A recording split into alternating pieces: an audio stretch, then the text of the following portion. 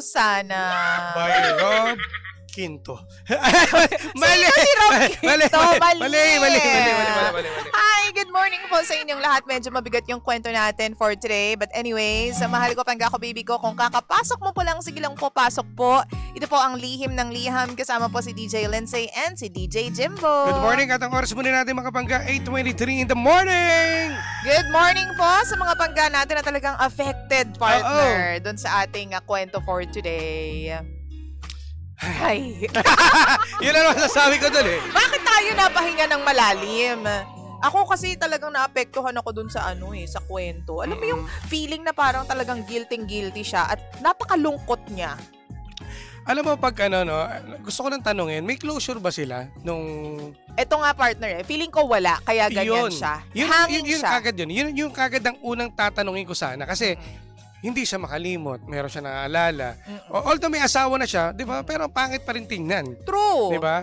Na naalala mo, kumbaga sabihin na natin, mabait yung asawa mo, 'di ba? 'Di ba sabi? Totoo naman. Hindi makabasag pinggan, hindi babaero. Nakakapag-provide ng maayos, ng needs and wants. So anong reaction mo diyan, partner? So ano lang siguro walang closure eh. Kaya hindi mo rin kasi maalis sa letter sender natin na maisip at kumbaga sumagi sa isipan yung mga memories nila eh. Oo, totoo yan. Pero still, kasal ka na. Di ba? Kasal yun na yung siya, closure doon, bakla ka ng taon. Mahirap din kasi dito, kapag meron ka mga kaibigan, na lalo na, di ba, nagkakaroon ka ng idea or kumbaga meron may mga kaibigan kang nakakilala dun sa ex mo. Oo. So, yung nakukwento, iba yung impact kasi. Yan. Kapag may nagpapaalala pa sa'yo. Alam ba, Mars, mo ba nakita ko si isa doon yun din mga loko rin kasi mga kaibigan din diba? Minsan. Dapat alam nyo din, pasmado rin yung bibig eh.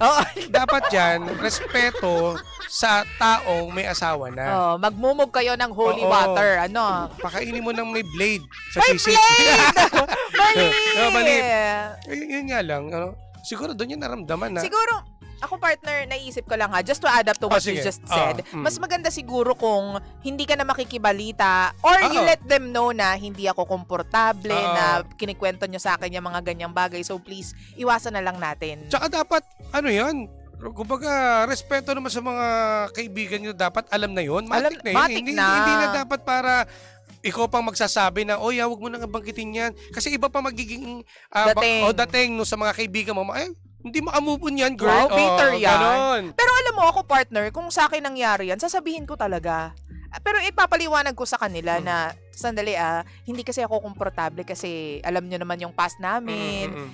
I'm trying to move on. I-explain ko sa kanila. Kasi kung hindi nila mag-gets yun, tapos may mga ganyang side comments pa na, ano ba yun? Bitter, hindi maka-move on. It's not that hindi ako maka-move on, pero I'm trying something new in my life. Diba? Nasa ibang chapter ako ng buhay ko eh. So gusto kong irespeto ang bagong chapter na ito ng buhay ko. Ako iba yung nakikita kong gagawin ko Ano yung gagawin mo? Kung ako si letter sender. Kasi pag may konektado pa dun sa ex mo, hindi ka na dapat nagpaparamdam din sa tropa mo eh.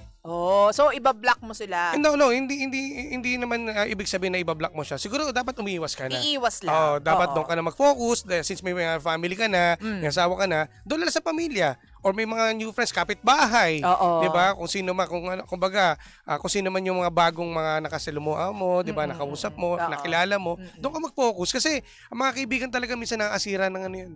Ng pamilya. Ng relasyon.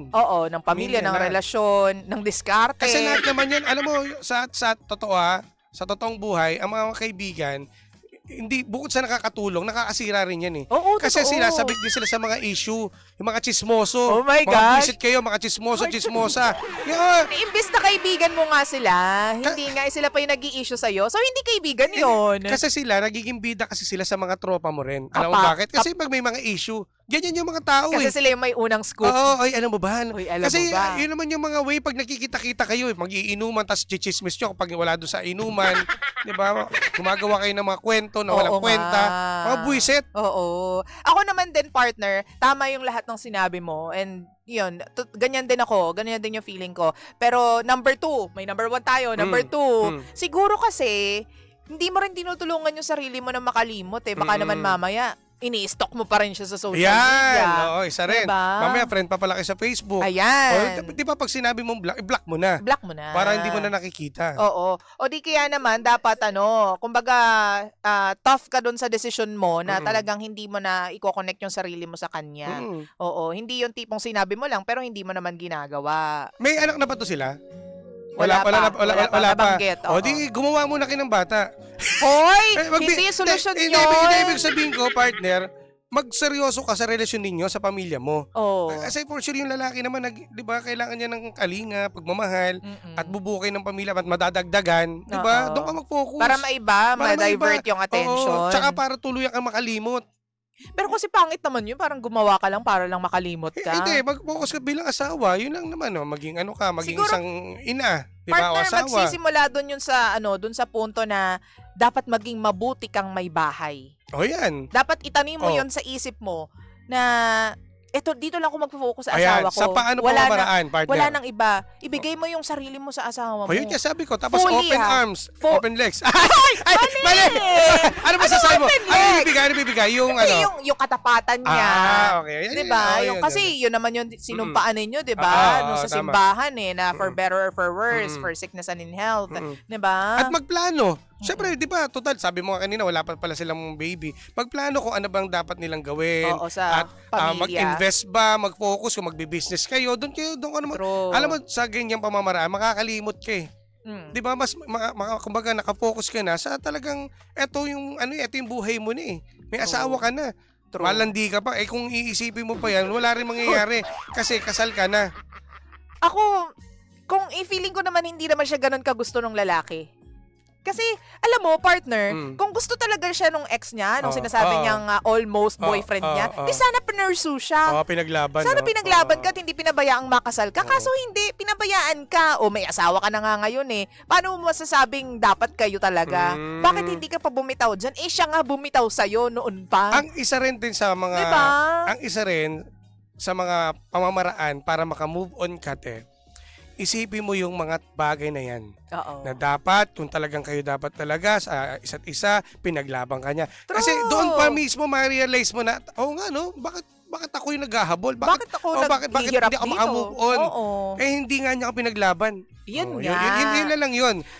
Para at least ito ni way mo to move on. Totoo yan. At saka partner, iba kasi talaga ang epekto. Ito sa totoo lang, sa mga panggapo natin na naiwan na nakahang, ibang epekto niyan sa babae. Diba? Kasi, maghahabol siya na maghahabol. Alam mo yung breadcrumbing na tinatawag? Kasi lahat almost lahat bitin. Oo, tama. Lahat bitin. So, ang tendency is, the more na konti lang yung binibigay sa'yo na attention or bitin yung attention na binibigay sa'yo, the more na magka-crave ka. Diba? Kasi, diba, ayan nga, pinakasalan ka nung lalaking gusto mo rin noon. Yes. Diba? Naasawa mo na ngayon. Pero ngayon naman, iba yung iniisip mo. Diba? So, breadcrumbing kasi, iba yung effect niya. Oo, talagang maghahabol at maghahabol ka. Para kang, nagiging satisfied ka na lang dun sa mga mumo na binibigay sa'yo noon ng ex mo. Kaya hanggang ngayon, humahabol ka. Yes, parang siya, nabuhay sa to be continue. Totoo yan. Kasi di ba, bitin eh. Oo. Wala ka na magagawa. Wala na talaga. Kumbaga, ito na yung buhay mo at mag-focus ka na at hayaan mo na.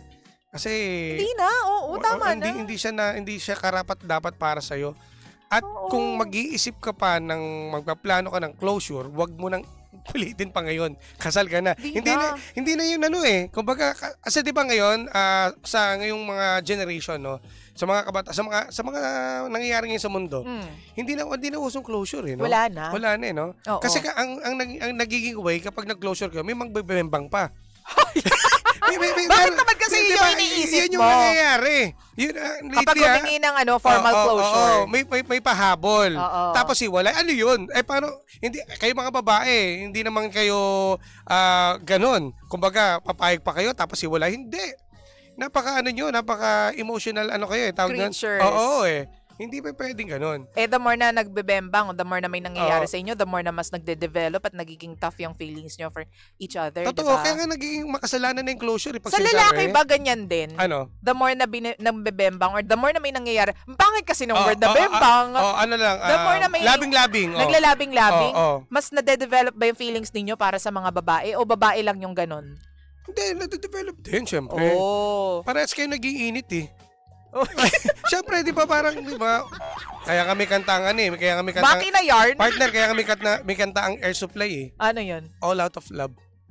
Okay. Diba? I'm all out. Mali! Mali. Nakakaloka. So, tigilan mo na yan. Move on na ate ha. Tama Hindi na ka yan. mapakali sa sausage Umayos ni ka. Kuya. Kaya ito yung reaction ko, napapaano ako. Nagalit eh. Ako, napaisip din ako na, ano ba? Kasal ka na tapos ganyan ka pa. Oo. Hayaan mo na siya. Tigilan mo na. Oo, ha.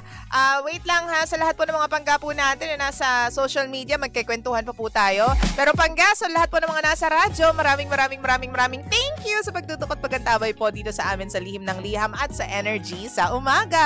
At bukas, manibagong kwento na naman ang ating pag-uusapan. Kaya mga pangga, bukas ay Friday, Labor Day. Yes. Huwag kayong mag-alala. Nandito kami sa inyo ha. Yes. Nandito kami para guluhin kayo. Oo. At kung nasa bahay kayo, manood kayo. Yes. Pangga, syempre naman, ako pa rin po ang nag-iisang girlfriend mo sa radio. My name is Lindsay. Lindsay. At ang inyong Jimbo Labog, the Jimbo Lizards DJ. My name is Jimbo. At tayo pa rin po ang number 106.7 Energy FM. Pangga, mong sabing radyo. Sabihin mo! Energy! DJ Lindsay at DJ Jimbo. Energy sa umaga.